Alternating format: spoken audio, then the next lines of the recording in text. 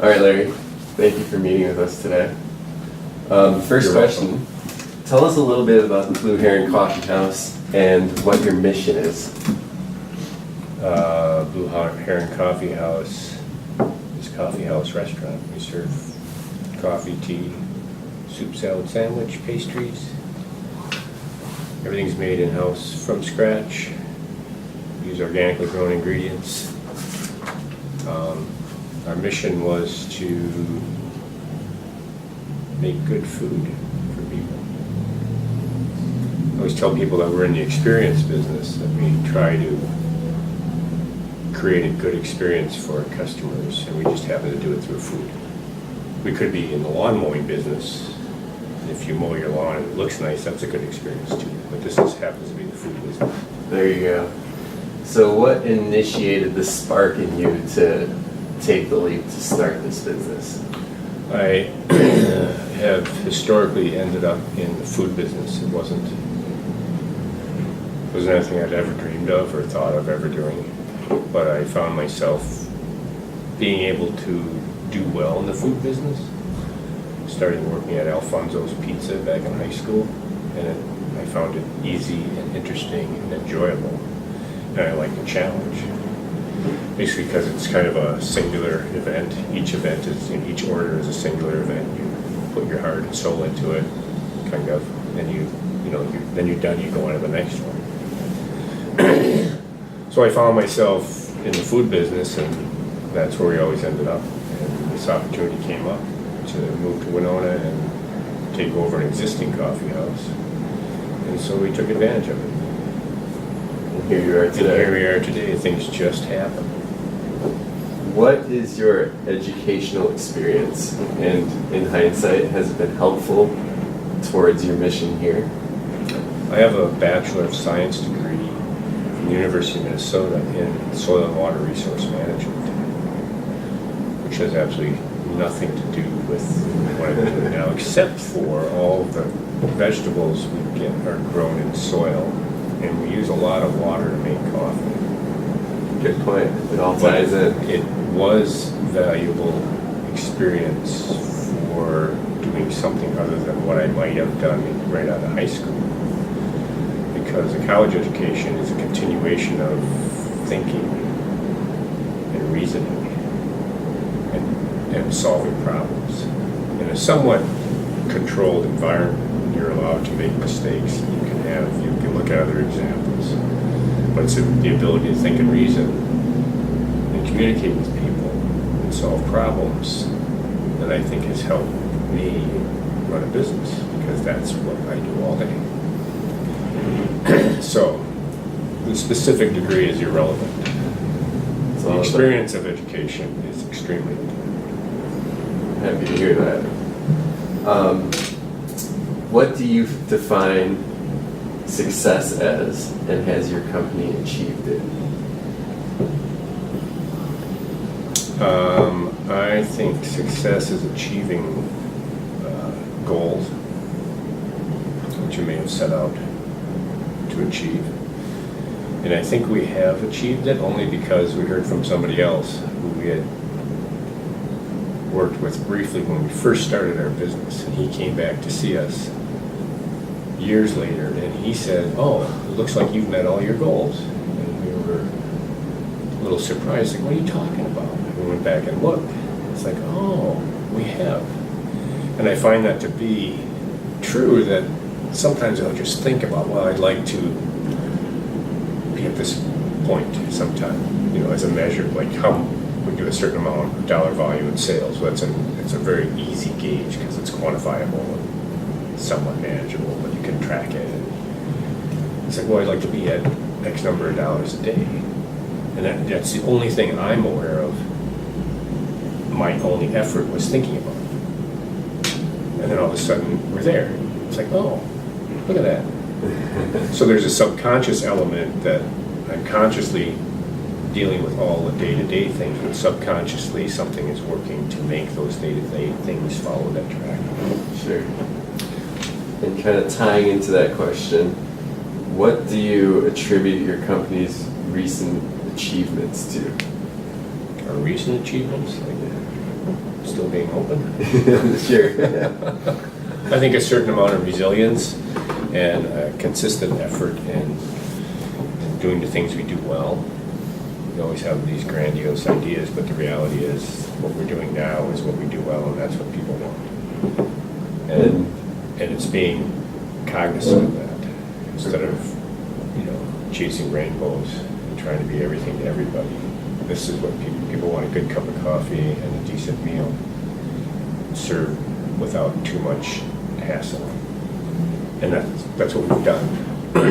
And do you believe that there's also a growing movement towards health-conscious foods and people trying to make a healthier lifestyle change? Yeah, I think I've been involved in that for probably 30 years, so it's not, the growth is pretty slow because there are a lot of other factors that play into the food industry. But yeah, I think it's more of a cultural awareness of it, that, your generation has grown up with this being sort of the norm.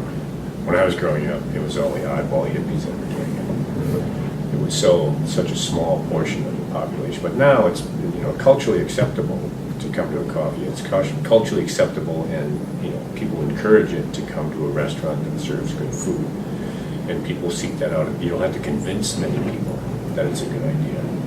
In the past, it was a very difficult education process that I didn't have time for. How important have good employees and team members been to your success? They've been essential because we can't do it all ourselves, and it's really important to have people that understand what you're doing and then do it for you in your absence. We have had people that don't quite understand it, and it doesn't work out because it is our particular ideology that has to be carried forward no matter what you're doing. And so the good employees are a key component. We've been very fortunate. Have you had any outside help, such as experienced advisors, lawyers, accountants, anything along those lines that have been vital to your success? No. Done it all yourself? Well, it's, that this is sort of our dream. It's, there's a personality of the business, it's us, and outside help tends to only look at the specifics, like an accountant only looks at the numbers. I think if an accountant had seriously looked at our books when we first started, they would have advised us to close immediately because it didn't follow traditional accounting standards. For all intents and purposes, we've probably been running bankrupt for the past 20 years. But that doesn't mean that it doesn't work. It just means that it doesn't adhere to certain principles. Sure. And, same thing with attorneys. They just look at it, this is something, you have a question, I'll pull up a stock answer. Unless you've actually been involved in what we're doing as intensely as we have, it's really hard for outside people to give us advice. Plus, we're independent. We don't really listen to other people's advice. You don't know what you're talking about. I don't either, but it's my deal. So when things get tough, when the going gets tough, what prevents you from throwing in the towel and giving up when you're frustrated? One of the unintended consequences of this business is being part of a community and having a relationship with the community. And it's like being in a relationship, and when you get angry with something or frustrated, it's like, I'm not going to do this anymore. But there are still so many nuanced aspects that keep you doing it, because there's a lot of good things to it. For us, we have a lot of great customers that are part of our community, are friends of ours. Same thing with our staff.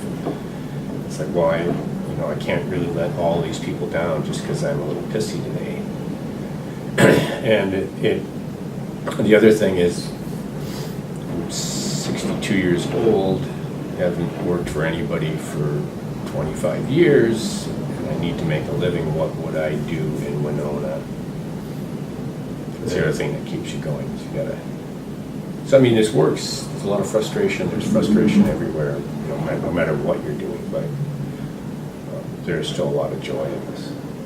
Excellent. Do you believe there's some sort of pattern or formula to become a successful small business owner, or is it just a individual's drive?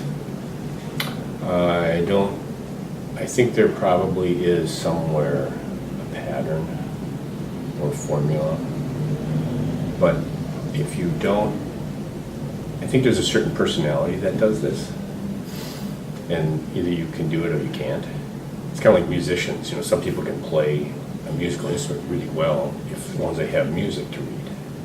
There are other people that play really well and can't even read music, don't even know what notes they're playing. They just know how to turn this sound, my idea, into something that comes out of the instrument.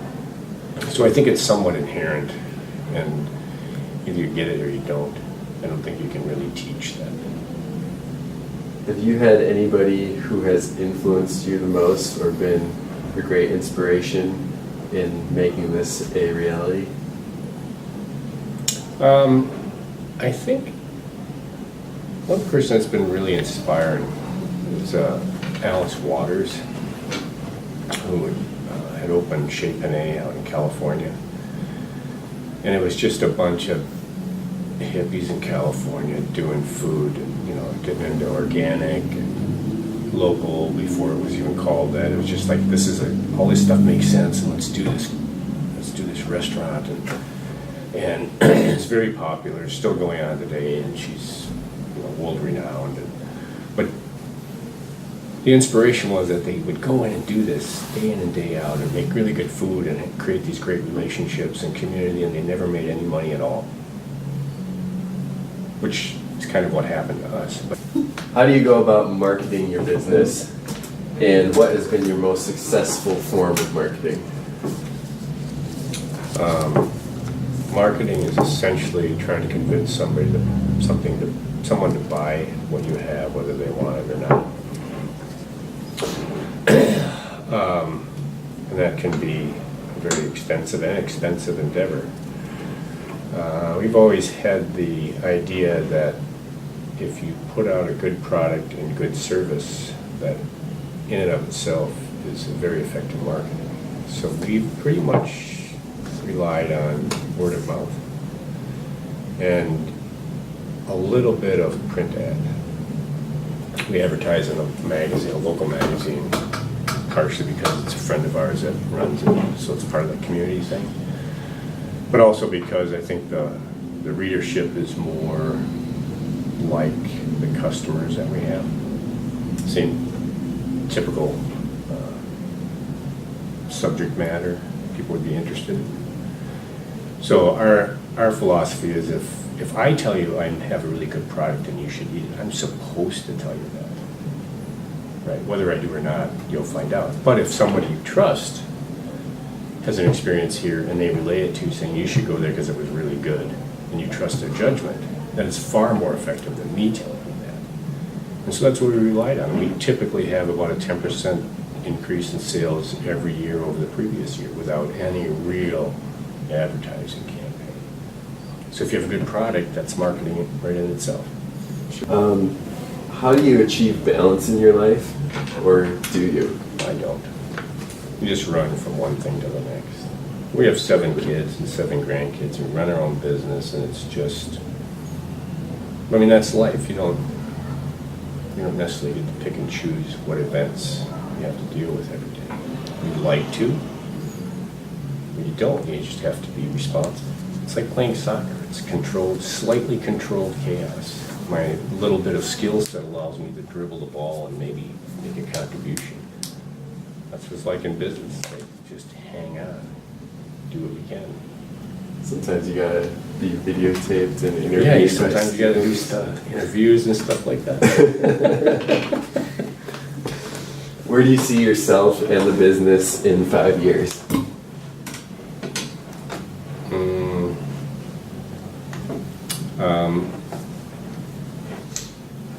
The business hopefully will still be running in 5 years. In 5 years, I hope that my responsibilities will be somewhat diminished in the business, either by having someone competent run it for me or having someone competent take it over and I won't have anything to do with it. I have a really hard time projecting the future because experience has taught me that it's hard to control that track. Things come up. You never know, especially this last recession, it was pretty abrupt and pretty brutal. So I think all of us who survived that as a business came out going, you know, made it through another day. We're lucky because it could end tomorrow. Sure. 'Cause we're always like 2 days from failure. So you just keep going. It's kind of like sailing, you know. Can't really control it, but I can pull the ropes. Tied into that last question, do you have an exit strategy? Death. No, I don't. I can't foresee how it will happen. But I have a confidence that it will happen.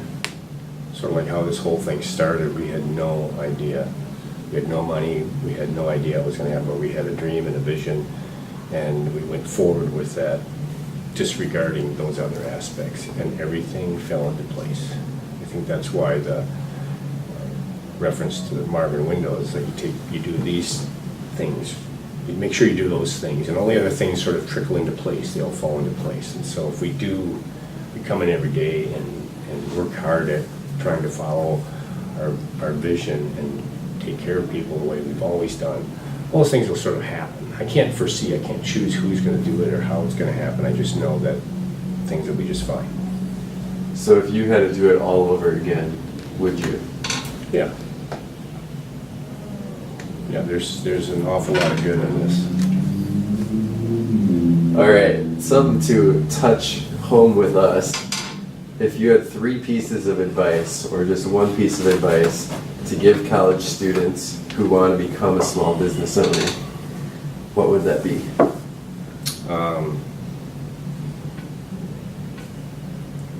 Experience life, the life you have, not the life you want, what's given you. Pay attention to it. And treat people nice. Does anybody else have any? Yeah, I do have further one questions? question regarding like the early life of the business. Like I was just trying to figure out how was that for you, like the process, or I guess the introduction of your business to the community. Like, did the community take to you like right away? No, did you see, like, it development delay? was a lot of work. So we took over an existing business that was going to close. So that's how it all worked out for us. We got a sweetheart deal because they were going to close and just bail, and so they just wanted someone to continue it.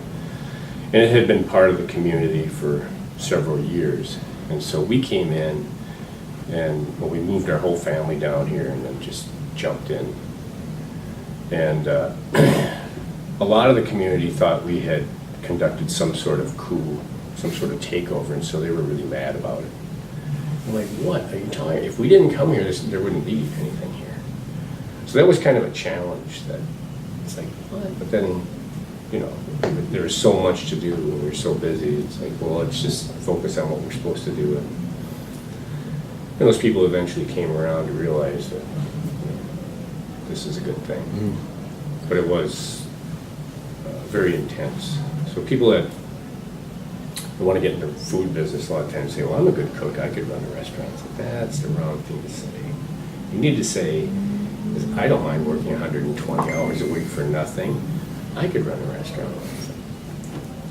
Cool. That rounds it up for me. Yeah, so Well, I sure hope we get a good grade on this. Me too. Oh, Yeah. Me too.